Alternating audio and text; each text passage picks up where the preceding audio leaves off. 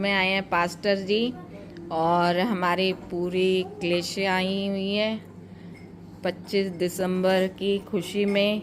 परमेश्वर का उस दिन बर्थडे होता है, हम बहुत धूमधाम से मनाते हैं। पास्टर जी, परमेश्वर के बारे में कुछ बताइए। ठीक है, सबको जय मसीह की। मैं 2 मिनट में एक संदेश सुसमाचार देना चाहता हूँ। क्रिसमस का मतलब क्या है? क्रिसमस सब लोग नहीं जानते हैं क्रिसमस क्यों मनाते हैं। कुछ लोग सोचते हैं सांता क्लॉज का बर्थडे वो सोचते हैं। कुछ लोग को ठीक है ये एक त्यौहार है जिसमें डिस्काउंट मिलते हैं या लोग एंजॉय करते हैं या वेकेशन में जाते हैं, ये सोचते हैं। लेकिन असली मतलब क्या है? क्रिसमस का मतलब परमेश्वर मनुष्य बन के आया है, उस दिन को स्मरण करने का होता है क्रिसमस। और प्रभु यीशु मसीह 2023 साल पहले आया और आज हम डेट लिखते हैं, हम 2023 साल हो गया है प्रभु यीशु मसीह संसार में आके। ये इतिहास है और इसलिए इस त्योहार को पूरा दुनिया में मनाते हैं।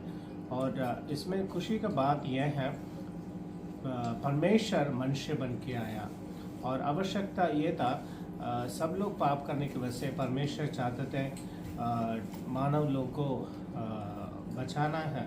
कहाँ से बचाना? नरक से बचाना है। और इसी कारण की वजह से वो मनुष्य बन के आया। वो 33 साल इस शरीर में वो जीवित रहा और उसके बाद क्रूस पर अपना जीवन कुर्बान रूप से दिया है। जहाँ हम मरना था उस जगह को उन्होंने दिया। वो तो पाप नहीं किया है, लेकिन हमारा पापों को अपने ऊपर लिया है।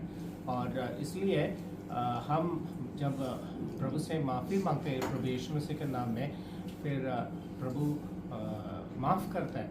और आप पूछ सकते हैं कैसे हमें पता चलेगा वो माफ़ करता है? जब आप खुद प्रार्थना करके देखेंगे और ये बोलेंगे परमेश्वर में बचपन से जितना पाप मैंने किया है अनजान में जानबूझ के, उसको मैं अंगीकार करता हूँ और मैं पश्चाताप करता हूँ। मुझे माफ़ कीजिए, प्रभु यीशु मसीह के लहू से मुझे शुद्ध कीजिए, धोकर मुझे नया शिष्य बनाइए। ऐसे ही जब प्रार्थना करते हैं परमेश्वर तुरंत आपको माफ़ करते हैं, क्योंकि उनका वायदा यह है अगर हम माफ़ी मांगेंगे तो वो विश्वास योग्य है माफ़ करने के लिए।